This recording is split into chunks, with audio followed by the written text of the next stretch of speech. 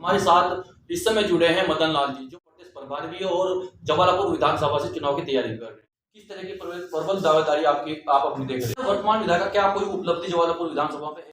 उनको आरोप लगे थे बलात्कार के, और आदरणीय बहन जी के आशीर्वाद से मुझे 2022 में चुनाव लड़ने का मौका मिलेगा। अच्छा, अगर जनता आपको मौका देती है, इस बार विधायक चुनती है, स्वास्थ्य, रोजगार और विकास को पूरा ध्यान दिया जाए। घर घर नल और घर घर जल, क्या आप मानते हैं कि बीजेपी अपने इस कार्यशैली को आगे बढ़ा पाएगी? ऐसे गाँव हैं जिसमें नल बिल्कुल नहीं है, अगर नल है तो वो चलते नहीं है, लोग पानी पीने से परेशान। उत्तराखंड में विधानसभा का बिल्कुल बच चुका है और प्रत्येक पार्टी के कार्यकर्ता अपनी अपनी दावेदारी कर रहे हैं। आज हम जवालापुर विधानसभा में मौजूद है और आज हमारे साथ इस समय जुड़े हैं मदन लाल जी, जो प्रदेश प्रभारी भी है और जवालापुर विधानसभा से चुनाव की तैयारी कर रहे हैं। बहुत बहुत स्वागत है मदन लाल जी आपका। सबसे पहले सवाल है मेरा कि आप जवालापुर विधानसभा से दावेदारी कर रहे हैं चुनाव लड़ने की, किस तरह की प्रबल दावेदारी आप अपनी देख रहे हैं? देखिए, प्रबल दावेदारी है कि मैं यहाँ का स्थानीय निवासी हूँ और जहाँ मैं रहता हूँ पंचपुरी 5 गांव हमारे इकट्ठे हैं और वहाँ 20,000 वोट है, और उन्होंने अब बात तय कर रखा है कि हम अपने बीच से ही प्रत्याशी चुनने का काम करेंगे, अपने बीच से विधायक चुनने का काम करेंगे, क्योंकि जो लोग यहाँ से जीत गए हैं 2 बार, उन्होंने विधानसभा में कोई इस तरह का काम नहीं किया है। अब की बार उनमें रोष व्यक्त और मात्र में 358 से हार गया था, और उसके बाद मैं विधानसभा में तभी पूर्ण रूप से लग गया था और विधानसभा में काम कर रहा हूँ। 2017 में मुझे टिकट नहीं मिला, इसलिए मैं चुनाव नहीं लड़ पाया।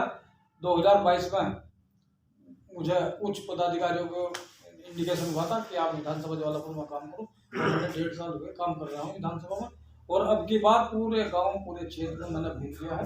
लोगों की मंशा है कि हम अपने बीच से ही अपना विधायक बनाने का काम करेंगे, अपना जनप्रतिनिधि बनाने का काम करेंगे, जो हमारे सुख दुख और हमारा विकास कर सके। विधानसभा जवालापुर इतनी पिछड़ी हुई विधानसभा है कि वहाँ शिक्षा की कमी, रोजगार की कमी, विकास की कमी और चिकित्सा स्वास्थ्य की कमी, वहाँ किसी तरह की सुविधा नहीं है।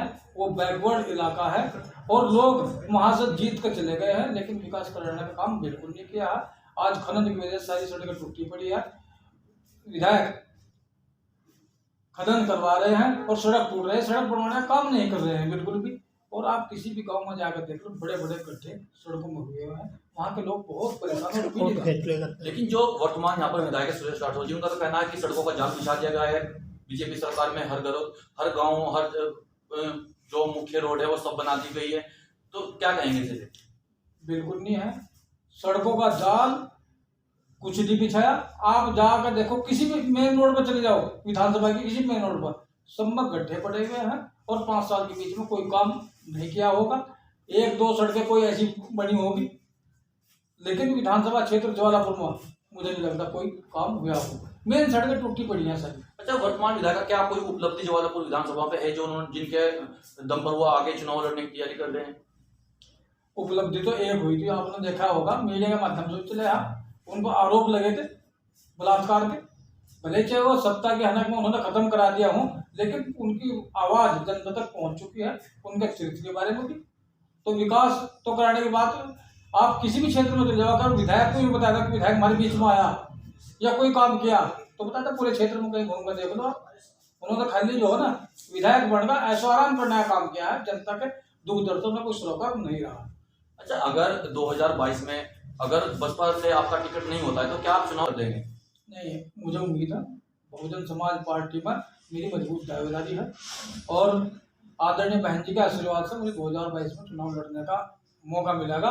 अगर ऐसा होता है कि बहन जी मुझे चुनाव लड़ने का काम नहीं करती, तो मैं चुनाव नहीं लड़ूंगा, जिसमें चाहे पार्टी लड़ा, मुझे उससे कोई दिक्कत नहीं है। अच्छा, अगर जनता आपको मौका देती है, इस बार विधायक चुनती है, तो जवालापुर विधानसभा में ऐसे कौन से मुख्य कार्य? वैसे तो जनता ने आपका मन बनाया गया है कि हमने बाहर के विधायक बहुत बना के देख लिए, अपने बीच का विधायक जो हमारे बीच में हमेशा रहता है।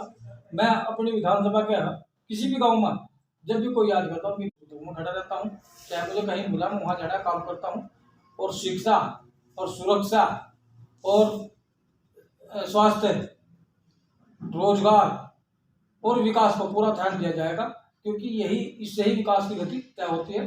गरीब को रोजगार मिले, और इससे ही जो है ना विकास होगा। अच्छा, एक लास्ट सवाल मेरा आपसे और रहेगा। अभी कैबिनेट मंत्री स्वामी तीसरा ने शिलान्यास किया है कि घर घर नल और घर घर जल। क्या आप मानते हैं कि बीजेपी अपनी इस कार्यशैली को आगे बढ़ा पाएगी?